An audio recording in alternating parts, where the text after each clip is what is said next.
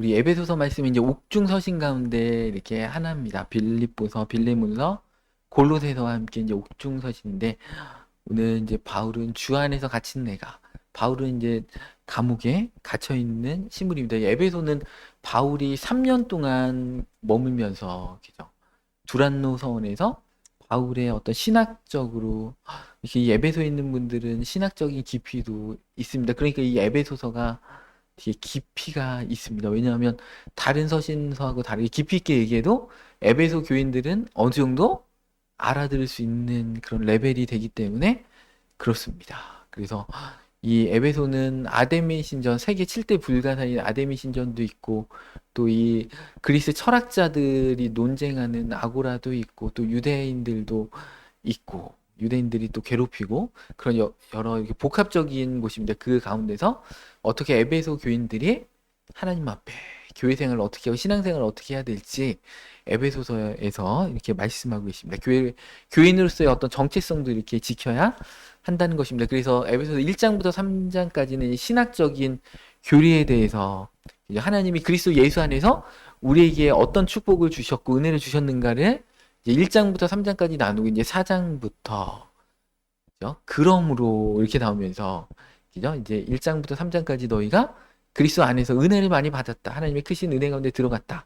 4장부터 그러니까 그러므로 이제는 어떻게 살아라 이렇게 얘기가 이렇게 되는 것입니다. 그래서 우리가 하나됨을 지켜야 되고 오늘 본문에는 하나됨을 지켜라. 그죠? 그다음에 또 이제 좀 지나가면 새 사람이 되라. 그다음에 가정과 사회 가운데 교회 가운데 영적 전쟁을 어떻게 수행해라. 이런 것들이 이렇게 나오는 것입니다. 그래서 우리 그 부르심에 합당하게 행하라. 이제 바울이 1절에 이렇게 얘기하고 있습니다. 왜냐하면 그러므로 이렇게 돼 있잖아요. 1장부터 3장까지 잘 들어보니까 하나님이 우리를 부르신 그 부르심의 소망이 얼마나 풍성하고 그 영광이 얼마나 대단한지 그래서 지혜와 계시의 정신을 주셔서 하나님이 우리에게 주신 것들을 다 깨닫기를 원한다라고 하는 거죠. 그러니까 부르심이 너무나 놀랍다. 우리를 하나님의 부르심, 우리를 구원의 부르심도 있고 사명의 부르심도 있고 그런데 구원의 이 부르심이 너무나 놀랍다. 창세전부터 우리를 예정하사, 그죠? 우리를 그 사랑 가운데 우리를 친히 구원하셨다라고 했잖아요. 그러니까 부르심에 합당하게 우리가 어떻게 살아야 되는가 이렇게 말씀을 이렇게 해주고 있습니다. 그래서 부르심에 합당하게 어떻게 행하라 하면서 첫 번째로 모든 겸손과 이렇게 얘기하고 있습니다. 바울이 주님 안에서 갇힌 바울이 그냥 갇힌 게 아니고 주님 안에서 갇혔다는 것이죠. 그래서 너희를 권하노니 사도면은 어떻게 됩니까? 선포하고 명령해도 되는데 권한다. 권한다는 것은 옆에서 타이른다. 그러니까 되게 인격적이신 분이라는 거죠. 주 안에서 갇힌 내가 나는 정말 순교할 정도로 고난도 당하고 감옥에도 있는데 내가 너희를 권면한다. 이렇게 바울이 이렇게 겸손. 그러니까 바울이 이렇게 겸손하니까 그죠? 2절에 모든 겸손과 이렇게 얘기하고 있습니다. 그래서 그 모든 겸손하게 이렇게 얘기하는데 이 부르심의 소망에 대해서 다시 한번 에베소서 1장 18절 한번 보겠습니다. 너의 마음의 눈을 밝히사 그의 부르심의 소망이 무엇이며 성도 안에서 그 기업의 영광의 풍성함이 무엇이며 우리를 불러주시는 그 부르심의 소망이 무엇인지 기죠.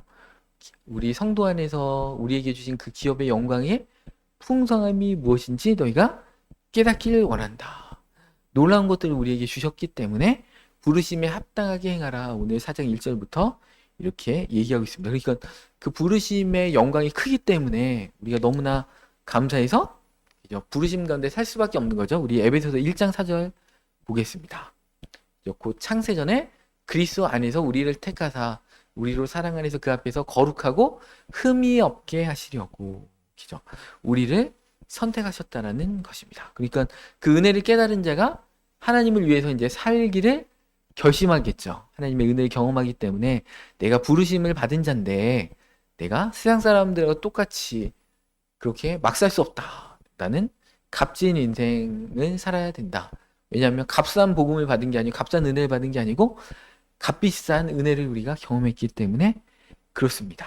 그래서 합당하게 행하라. 오늘 본 말씀 1절에 합당하게 행하라는 것은 가치 있게 행하라. 그러니까 부르심의 영광도 가치가 있는 것처럼 우리의 삶도 우리의 일상도 가치가 있게 해라. 그죠? 우리의 부르심이 가치가 있는데 우리의 삶은 개판으로 살면 안 된다는 거죠.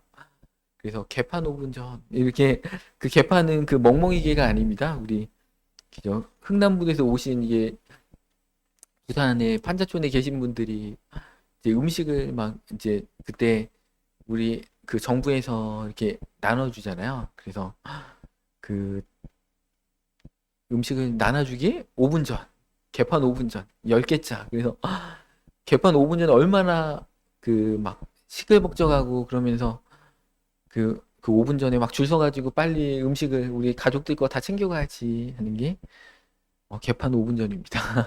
우리의 인생을 개판 5분 전처럼 이렇게 하면 안 되겠죠. 우리의 인생은 정말 부르심에 합당한 영광처럼 우리의 삶의 일상도 그 풍성한 그 부르심에 합당한 대로 그 영광스러운 대로 우리도 살아가야 한다는 것입니다.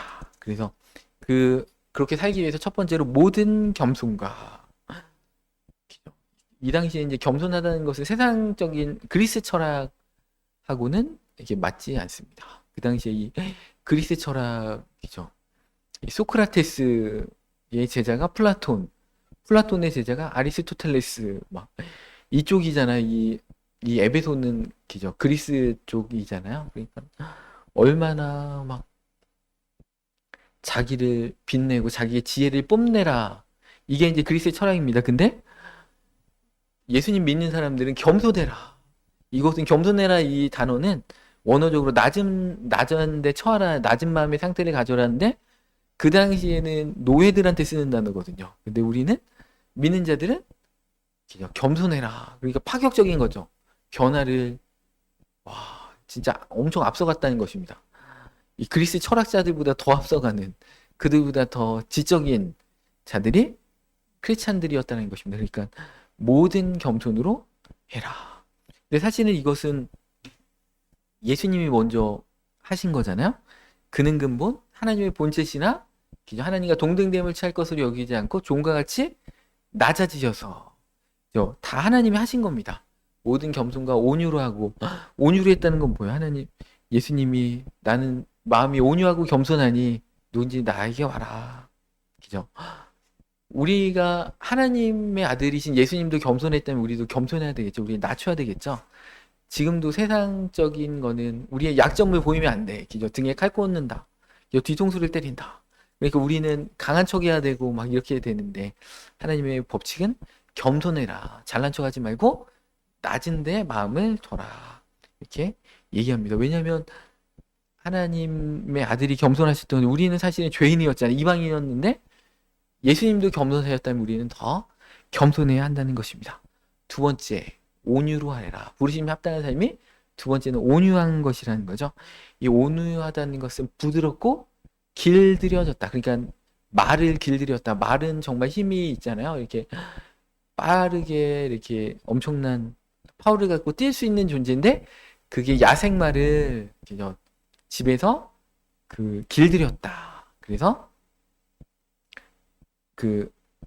의리하면서 이렇게 말을 모는 사람이 원하는 대로 가고 쓰라고 하면 쓰고 빨리 가라고 하면 더 빨리 가는 또 길들여져 있는 그 에너지가 있지만 길들여져 있는 그러니까 온유하다 해가지고 크리스찬들이 에너지가 없고 이래도 흥 저래도 흥하면서 아무런 비전도 없고 그죠 주님을 향한 열심도 없고 그죠 사모함도 없고 그냥 그죠 그런 뭐 근육도 없고 아무런 힘도 없는 이런 상태가 온유한 게 아니라는 것이죠. 온유함은 무력한 게 아니고 할 수 있지만 그것을 그 성품을 이렇게 가다듬어서 기죠. 딱 이렇게 절제하면서 힘을 쓸 때 쓰고 완급 조절을 하고 이런 것들이 온유하라는 것입니다. 그래서 우리가 부르심에 합당한 자는 우리가 하나님을 향해서 나아갈 때, 기죠. 들어갈 때와 나올 때, 기죠. 물러날 때 이런 것들을 정확히 알고, 기죠. 절제하지 못하고 너무 막 사랑이 충만한 사람이 누구예요? 스토커잖아요. 그죠? 그 뉴스에 많이 나오잖아요. 본인의 사랑은 진심이잖아요. 저 여인을 향한 진심 그래가지고 그게 범죄잖아요. 접근 금지 명령을 당했는데도 막 가가지고 기죠. 왜 내 사랑을 몰라주냐고 나는 진심인데 막 그래가지고 보복하고 이런 게 온유하지 못한 거잖아요. 절제한다. 진짜 사랑하는 건 뭐예요? 그 사람에게 속도를 맞춰주는 거겠죠. 그 사람의 이 마음을 열 수 있도록 그죠? 내가 그 사람을 향한 나의 사랑을 그 사람이 받아들일 수 있는 어떤 그 시간을 주고 이게 온유하게 해야 되는데 그렇지 않고 그죠? 자기의 어떤 하고 싶은 대로 자기 마음대로 이렇게 하는 것은 온유한 게 아니라는 거죠. 그게 자기 안에 있는 에너지들을 이렇게 조절할 수 없다라는 거죠. 그건 온유한 게 아니고 그죠? 막대 먹은 거고 젠틀하지 못하는 것입니다. 그 다음에 그 부르심에 합당한 것 중에 하나가 오래 참음. 이것도 일관되게 예수 그리스도의 성품이잖아요. 오래 참는 거. 로마서 2장 4절 말씀 보겠습니다. 네가 하나님의 인자심이 너를 인도하여 회개하게 하심을 알지 못할 그의 인자심과 용납하심과 길이 참으심이 풍성함을 멸시하느냐. 하나님의 죄인이 회개하고 돌아오기를 우리를 향해서 이렇게 오래 이렇게 참아 주신다는 것입니다. 바울이 자기의 사도됨을 이렇게 얘기하면서 고린도 교인들은 뭔가 거기는 막 잘나고 똑똑하고 거기는 경제적으로도 이렇게 좋은 동네고 그러니까 바울을 인정을 안 하는 거잖아요. 지난주에 예수님 이렇게 그 성금요일에 예수님에 대해서 말씀을 나눴지만 예수님은 마른 땅에 말라 그 비틀어진 뿌리와 같고 흠말만한 것이 하나도 없고 기죠. 그 고음 모양도 없고 풍채도 없고 그러니까 몸짱도 아니고 얼짱도 아니고 키도 작고 근육도 없고 막 뭔가 이게 내세울 만한 게 하나도 없는 분이라고 했는데 바울도 그랬다는 것이죠. 그러니까 뭔가 고린도 교인들이 직접 편지로 볼 때는 뭔가 굉장하고 뭐 이랬는데 직접 보니까 별거 아닌 것 같고 말도 기죠. 그 더듬고 말도 능하지 않고 그랬다는 것입니다. 그럴 때 그래서 이제 사도 아니다 막 급기야는 이렇게까지 이렇게 얘기를 한다는 것입니다. 근데 바울이 자기의 사도됨을 제일 먼저 얘기한 게 뭐예요? 오래 참. 자기가 사도인 것을 얘기하는데 은사를 얘기하는 게 아니고 오래 참. 그죠? 부모 기죠. 할아버지 할머니의 어떤 자격이 뭐예요? 오래 참는 것. 자식들이 아무리 속썩여도 오래 참는 것. 참아주는 것. 그죠? 목회자의 제일 미덕이 뭐예요? 오래 참는 것. 어떤 고난이 있더라도. 그죠? 성도가 속썩여도 오래 참는 거. 그죠? 어떤 고난이 있어도 오래 참는 거. 그게 진짜 목사라는 것입니다.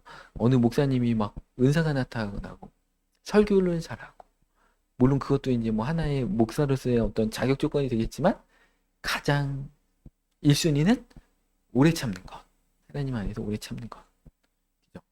너희가 그죠? 믿음을 행한 후에 인내가 필요함은 약속한 것을 받기 위함이라. 그죠? 복 받을 때 다 돼가지고 마지막 순간에 인내하지 못해서 밥상을 다 뒤엎는 일들이 우리 삶 가운데 너무나 많이 있습니다. 그게 조급함일 수도 있고, 그죠? 자기의 마음의 우상일 수도 있고, 그죠? 그런 어떤 연약함일 수도 있고, 그렇는데 어찌됐든 오래 참으라는 것입니다. 그리고 네 번째로 우리 다시 이렇게 본 말씀 이게 2절 이렇게 보면 사랑 가운데서 서로 용납하라 이렇게 말씀하고 계십니다. 그죠? 사랑 가운데서 서로 용납하라. 그 하나님이 우리를 받아주신 것처럼 로마서 15장 7절 말씀 보겠습니다. 그러므로 그리스도께서 우리를 받아 하나님께 영광을 돌리심과 같이 너희도 서로 받으라. 이 용납하는 것은 소극적으로 인내하는 게 아니고 밑에서 떠받들려서 이렇게 올려주는 것입니다. 그러니까 우리 안에 꼴불견과 같은 분들, 믿음이 연약한 성도님들 향해서 그 사랑 안에서 서로 용납해 주라는 것입니다. 그리스도의 사랑으로 품어 주라는 것입니다. 그래서 이 우리가 믿는 자들이 그런 거예요. 그 세상에 나가서 저 사람 참 꼴불견이야. 어떻게 밥 한 번 안 사냐? 꼴불견이야. 이렇게 할지라도 물론 이제 그런 비판은 정당하지만 그럼에도 불구하고 품어주고 그 사람이 바른 어떤 삶으로 들어갈 수 있도록 계속해서 기회를 주고 사랑을 해서 용납해 주는 것, 참아주는 것, 그게 그 그리스도인의 덕목이라는 것입니다. 예수님이 베드로에게 기죠. 70번씩 7번이라도 용서해 줘라. 이렇게 말씀해 주셨다라는 것입니다. 우리가 안 받아주면 어떻게 됩니까? 그분은 우리가 안 받아주면 아무도 안 받아준다. 왜냐하면 분명히 세상에서도 손가락질 당할 것이다. 그죠? 그러니까 우리가 그런 어떤 사랑 가운데서 잘 이렇게 연약한 것들을 용납해주고 그런 삶으로 우리가 살기를 하나님이 원하신다는 것입니다. 그래서 이 내 덕목은 독립적이지 않습니다. 일단 겸손이 토대가 돼서 그죠? 이렇게 낮아져야지 뭔가 이렇게 땅을 지방봉사를 잘 할 거 아니에요? 그래서 온유가 그 가운데 세워지면서 그죠? 오래 참음으로 그것이 계속 지속될 수 있도록 하고 사랑으로 용납해서 이 공동체가 깨지지 않을 수 있도록 사랑 가운데 용납해라는 것입니다. 그러면서 오늘 이렇게 끝절에는 6절에는 평안에 매는 줄로 그죠?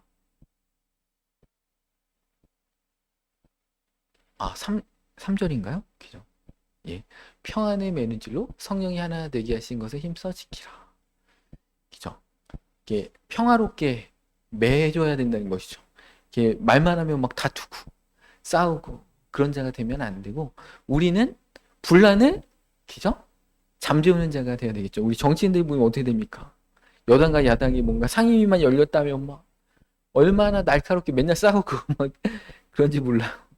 너무 싸운다. 싸워도 너무 싸운다. 적당히 해라. 이런 말을 하고 싶은데 너무 싸우지 말라. 그죠? 그러면 진짜 성격 바뀔 것 같아요. 국회의원 한 4년 하고 나면 성격이 다 바뀔 것 같아요. 뭔가 이렇게 다툼이 있어도 그죠? 그것을 평안에 맺는 줄로 하나 되게 하신 것을 힘써 지켜서 딱 묶어버려야 되는데 그죠? 평화로운 자가 돼야 되겠죠. 뭔가 막 싸우려고 덤벼도 다 공손하게 대하면서 그분의 입장에서 얘기해주고 들어주고 하면서 그것을 잠재워야지. 그래서 말할 때 어떤 말 톤이 막 같이 높아지면 싸우게 되잖아요. 이렇게 따질 때 막 말톤이 막 높아지잖아요. 그래가지고 그랬는데 저래가지고 막 이렇게 되는 거잖아요. 근데 그때 말톤을 딱 낮추면 베이스 톤으로 그러셨군요. 이렇게 낮추면 마음이 딱 잠잠해지는데 막 말이 속도도 빨라지면서 톤이 높아지면 같이 업이 되면서 이렇게 다툼이 일어나는데 평안에 매는 줄을 다 그걸로 묶어버리라.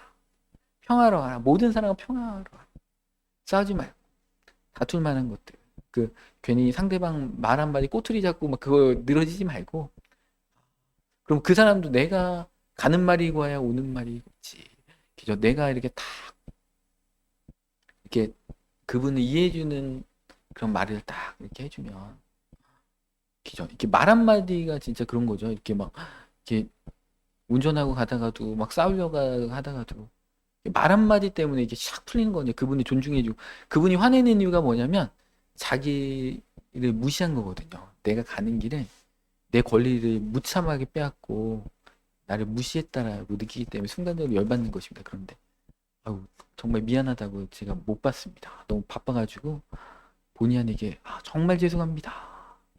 그럼 어떻게 되니까 많이 화는 났지만 그래도 그게 50%확 가랐는데 같이 삿대질하고 막 그러니까 이 삿대질의 의미를 또 해석해야 되잖아. 이거 뭐야? 저 사람 나 무시하는 거야 지금? 왜 손가락질하는? 이렇게 되잖아요. 말 한마디로 정말 정말 미안합니다. 미안한 거 없을지라도 그것을 일단 평화롭게 해야 되잖아요. 평화로 딱 묶어야 되니까 정말 죄송하게 됐다고. 제가 못 봐가지고 정말 죄송합니다. 이렇게 화나는 거 푸세요. 죄송합니다. 그러면 그냥 화 한 번 내고 그냥 딱 지나가는데 거기다 대고 같이 막 올라올 때가 있잖아요. 같이 막 올라오면 어떻게 됩니까? 같이 상승작용이 나면서 이렇게 안 된다. 그래서 평안에 매는 줄로 딱 매버려야 한다는 것입니다. 그래서 그죠? 에베소서 2장 14절 말씀 보겠습니다. 그는 우리의 화평이신지라 둘로 하나를 만드사 원수된 것 곧 중간에 막힌 담을 자기 육체로 하시고. 그죠? 예수님은 화평이신 거죠. 그래서 둘로 이렇게 원수된 것을 하나로 합해 버리셨다는 것입니다. 예수님이 이와 같이 한 거기 때문에 우리는 지금 오늘 본 말씀 3절에 보면 평안의 매는줄로 하나 되게 하신 것을 지키라는 거예요. 우리가 하나 되게 하는 게 아니고 예수님이 이미 지금 에베소서 2장 14절 읽은 거에도 둘로 된 것을 하나로 이미 십자가로 합쳐버렸다고 했잖아요. 성령이 하나 되게 하신 것을 우리는 힘써서 지켜야 된다. 왜냐하면 우리는 죄성이 있잖아요. 아담의 후예이기 때문에 죄성이 있고 옛날 스타일이 있고 또 마귀가 고액 공동체를 막 깨잖아요. 우는 사자 같이 삼킬 자를 두루 찾으려고 마귀가 우는 사자는 뭐예요? 배고픈 사자. 지금 대전 동물원에 늑대가 기존 3일째 대전 동물원 탈출한 늑대를 못 잡아가지고 지금 보문산 일대를 막 다 수색하고 있는데 이 늑대도 막 위험하지만 이 우는 사자는 얼마나 무섭습니까? 근데 우는 사자가 삼킬 자를 두루 찾아다니고 있는데 어떻게 됩니까? 우리가 평안에 맺는 줄로 성령이 하나 되게 한 것에 힘써 탁 평안으로 매버리면 마귀가 공격하지 못하는 거죠. 이미 명분을 잃어버리기 때문에 내가 평화로운 사람이 되면 이렇게 된다는 것입니다. 그래서 우리는 힘써서 지켜라. 지킨다는 건 뭐예요? 그죠? 안 지키면 뺏어간다. 지켜라. 못 뺏어가게 지켜라. 그죠? 이 하나 되게 하신 것을 힘써서 지켜라는 것입니다. 그래서 우리가 힘써서 부지런히 추구를 해야 한다는 것입니다. 그래서 교회 하나 되면 저절로 되는 게 아니다. 그죠? 우리의 어떤 이기심도 있고 죄성도 있고 그렇기 때문에 공동체는 분열되려고 마귀가 우리의 죄성을 이용하잖아요. 저절로 되지 않는다. 우리가 양보하고 또 우리가 희생하고, 그죠? 뭔가 우리 공동체를 위해서 뭐라도 하나 하려고 하고, 그죠? 이렇게 뭐라도 막, 그죠? 이렇게 나눠 먹으려고 하고, 그죠? 뭔가 이렇게 어떤 봉사의 자리에, 그죠? 때로는 막 꽃꽂이로, 때로는 다른 어떤 것들로 이렇게 같이 노력할 때 이렇게 하나가 되는 것이지, 아무런 노력도 안 하면 그냥 우리 밭을 어떻게 됩니까? 그냥 가만히 놔두면 금방 잡초가 알아서, 잡초는 그죠? 이렇게 열심히 가꿔주지 않았는데도 기가 막히게 그냥 작년에 왔던 잡초가 기죠? 죽지도 않고 또 왔네. 각설이와 같이 또 이렇게 잡초는 기가 막히게 나타난다. 그럼 어떻게 됩니까? 우리 공동체의 잡초들도 기죠? 이렇게 분열시키는 것들, 서운한 것들, 말 한마디 때문에 저 집사님이 나한테 저렇게 말할 수가 있나. 그런 것들이 이렇게 꿈틀꿈틀 쌓든다는 것입니다. 그러니까 우리 부르심에 합당한 자로서 평안에 매는 줄로 하나 되게 하신 것을 힘써서 지켜라. 지키지 못하게 마귀 한다는 것이죠. 그러니까 우리는 지켜라는 것입니다. 그래서 골로새서 3장 14절에는 또 이런 말씀이 있죠. 이 모든 것 위에 사랑을 놔라. 이는 온전하게 매는 띠니라. 그러니까 우리 공동체를 묶는 띠는 두 가지죠. 아까는 평화, 그죠? 평화로 딱 매는 거죠. 좋게 둥글둥글해야죠. 성격이 모나면은 어딜 가나 싸우는 것 같아요. 꼴불견이고. 근데 평화로운 사람은 어딜 가나 용납해주고, 그죠? 그분의 장점을 얘기해주고.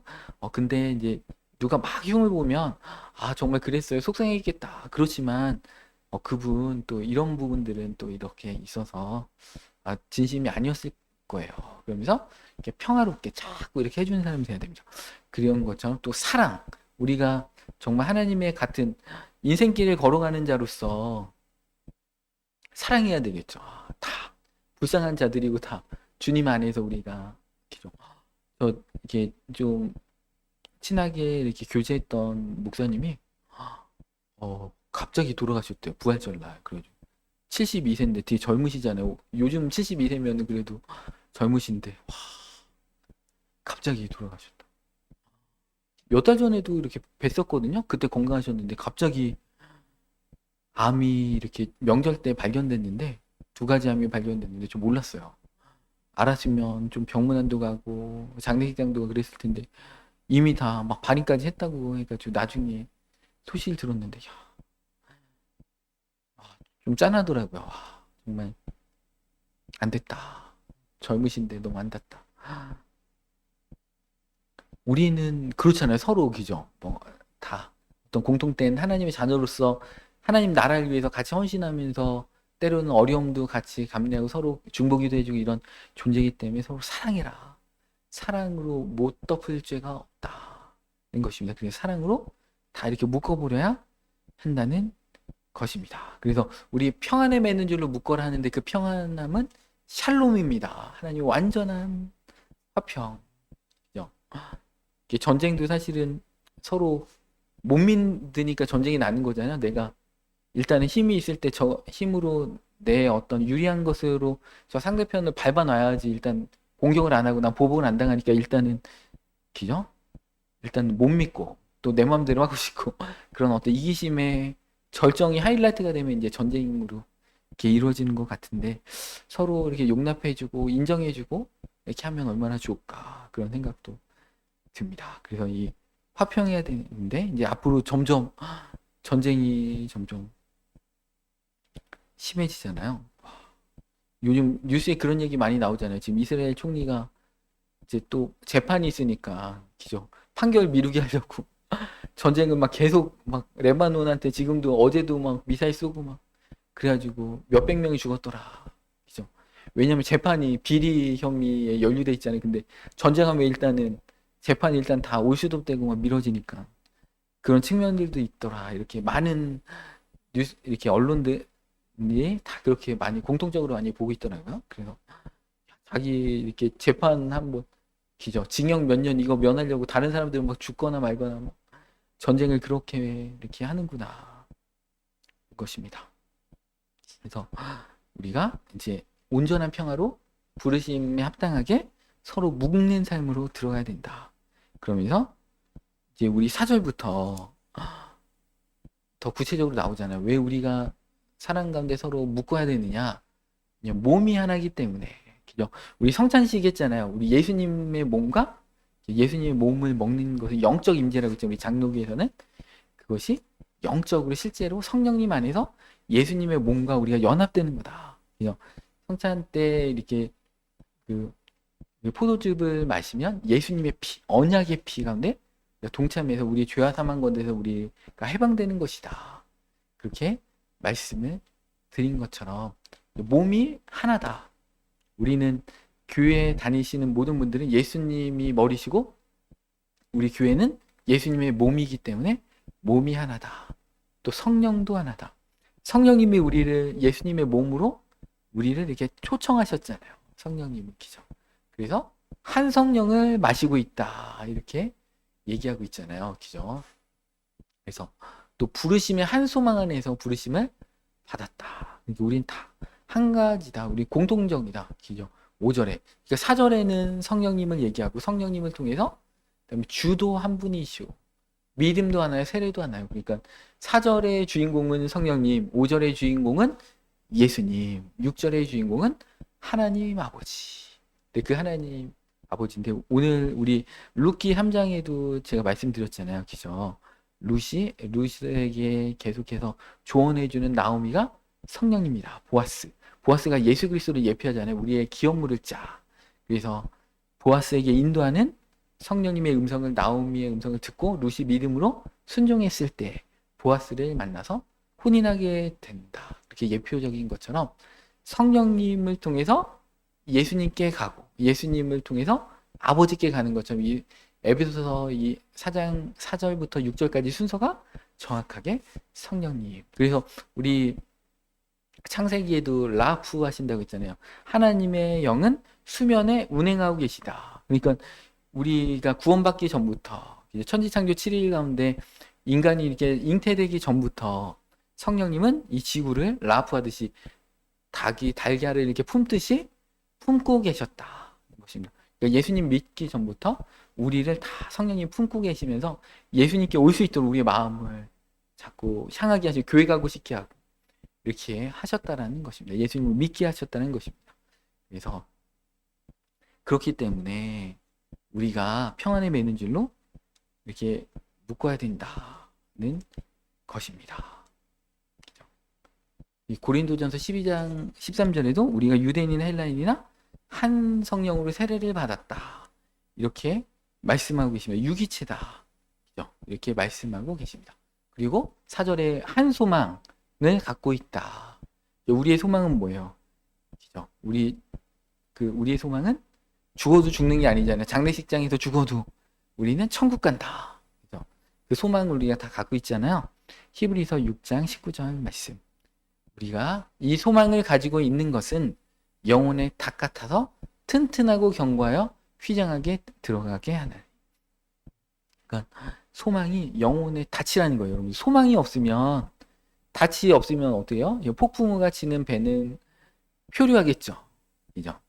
근데 우리가 소망을 잃어버리면, 믿음을 잃어버리면 표류한다. 인생이 괴롭다. 표류한다. 영혼의 닻을 딱 내리고 흔들리지 않는 견고한 가운데 있어야지. 이렇게 불면 이렇게 날아가고 저렇게 불면 저렇게 출렁이는 파도의 영향을 고스란히 다 100% 받는 자가 아니고 영혼의 닭과 같이 견고하여 휘장 안에 들어가나니. 휘장 안에 들어가는 게 뭐예요? 하나님의 보좌, 하나님의 임재 앞에, 그죠? 하나님 아버지 앞에 들어간다는 것입니다. 이 소망, 너무나 이렇게 믿음, 소망 이런 거 너무나 중요하다는 것입니다. 빌립보서 2장 11절 말씀에도, 그죠? 모든 입으로 예수 그리스도를 주라시나요? 하나님 아버지께 영광을 돌리게 하셨느니라. 그러니까 우리는 한 주님을 섬기는 백성들이다. 그러니까 우리는 평안에 매는 줄로 성령이 하나 되게 하신 것을 힘써 지키고 용납하고 겸손하고 오래 참아주고 이렇게 해야 된다는 것입니다. 오래 참아주라는 건 뭐예요? 오래 못 참을 일이 있다는 거죠. 성격대로 하고 싶은 일들이 생길 수 있다. 오래 참아라. 오래 참는 자가 기죠 이긴다는 것입니다. 그래서 5절에는 또 한 믿음, 기죠. 각자의 믿음이 아니고 객관적인 한 믿음을 갖고 있다. 또 한 세례를 받았다. 6절에 한 세례를 받았다. 우리 로마서 6장 4절 말씀 보겠습니다. 로마서 6장 4절.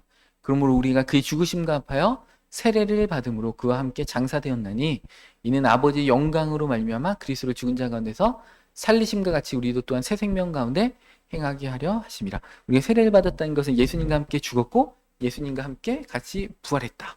근데 우리만 그런 게 아니고 우리 믿음의 성도들도 같이 죽었고 같이 부활했다.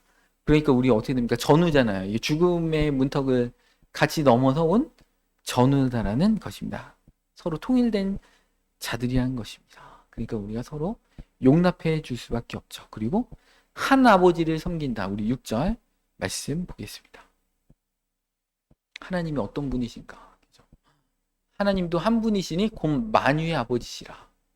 만유의 아버지, 모든 것들의 아버지신데 이 하나님이 만유 위에 계시고, 만유 위에 계시다는 것은 만유 위에 초월자로서 능력자로 계시고 만유를 통일하시고, 그러니까 만유를 통하여 계신다는 거예요. 만유를 통하여 계시고 만유 가운데 계시고, 이 세상의 모든 것들 가운데 하나님께서 만유의 아버지로서, 그죠?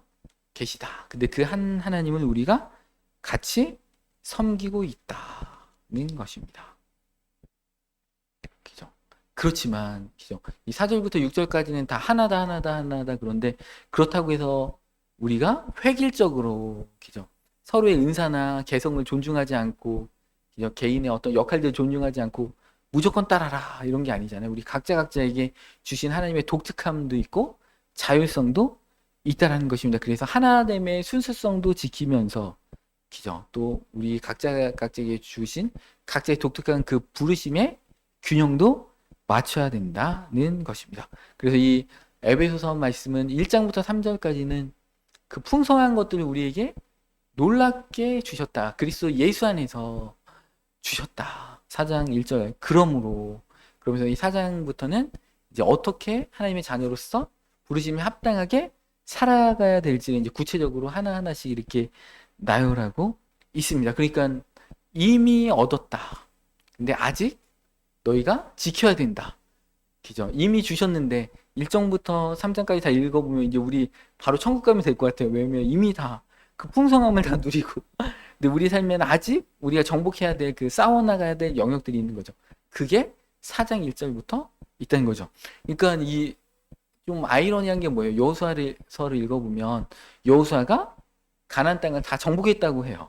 다 정복했다. 근데 아직 남은 민족들이 또 막 그 철병거를 갖고 있고 그 민족들이 또 군데군데 막 강하게 있어서 단지파는 또 못 쫓아내고 유다 지파도 또 여호수 족속 예루살렘을 못 쫓아내고 이렇게 못 쫓아낸다. 그러니까 우리는 6.25 전쟁에서 이겼는데 여전히 지리산에는 빨치산이 있는 거잖아요. 그죠? 그래서 밤에 되면 어떻게 됩니까? 약탈하러 우리 삶의 어떤 음식들을 빼앗아 가려고 온다는 것이죠. 그러니까 우리는 예수 그리스도 안에서 이미 다 누리고 이겼습니다.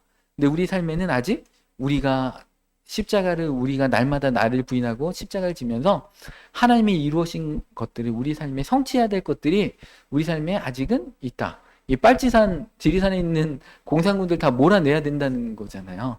몰아내지 않으면 그들이 또 세력을 키워서 또 어떤 막 이렇게 혁명을 일으키고 막 이렇게 하면 안 되기 때문에 그렇다라는 것입니다. 그래서 이미와 아직의 긴장관계이기 때문에 우리 4장부터 5장, 6장은 에베소서에서 구체적으로 어떻게 살아갈지 이렇게 나옵니다. 우리가 예수님 믿는 자로서 정말 멋있게 이렇게 살면 좋겠습니다. 밥도 사주고, 그죠? 이렇게 어떤 분들 이렇게 보면 이렇게 밥을 절대 안 사는 분이 있습니다. 인색한 분들. 그죠? 하나님 앞에 드리지도 않고 이렇게 주변 이웃들한테도 밥 한 번 안 사고 밥 안 사면은 커피라도 사야 되는데 그런 기죠? 아니면은 막 기죠? 이렇게 음식이라도 해서 온다든지 막 이렇게 해야 되는데 제가 진짜 3년을 만났는데 3년 동안 밥 한 번 안 산 분 봤습니다. 항상 제가 냈습니다. 그러니까 이게 복을 못 받아요. 그러니까 우리 에베소서 4장 1절 이게 우리에게 이런 믿는 자로서 부르심이 합당한 삶으로 들어가야 되는 이유가 뭐냐면 우리가 믿는 자로서 정말 값진 인생 가운데 축복된 인생 가운데 살기를 하나님이 원하시기 때문에 그렇게 이 또 교회 공동체가 너무나 소중하고 우리가 하나님 나라의 백성으로서 착한 행실을 보고 세상에 있는 사람들이 너희 하나님 아버지께 영광을 돌리게 해라. 그러니까 우리가 하나님 나라를 확장하려면 어떻게 됩니까? 우리가 부르심이 합당한 자로서 우리가 증인된 삶으로 그죠? 오직 성령이 너희에게 임하시면 너희가 권능을 받고 예루살렘과 그죠? 온 유대 사마리아 땅끝까지 이르러 내 증인이 되리라. 내가 세상 끝날까지 너희와 항상 함께 있다. 인 것입니다. 그러니까 우리가 부르심이 합당한 자로서 어떻게 살아가야 될지 오늘 이 에베소서 4장 1절부터 6절까지의 이 놀라운 말씀 가운데 다 순종함으로 들어가서 큰 은혜와 축복 가운데 다 누리시고 정복하시는 성도님들 되시기를 축원합니다.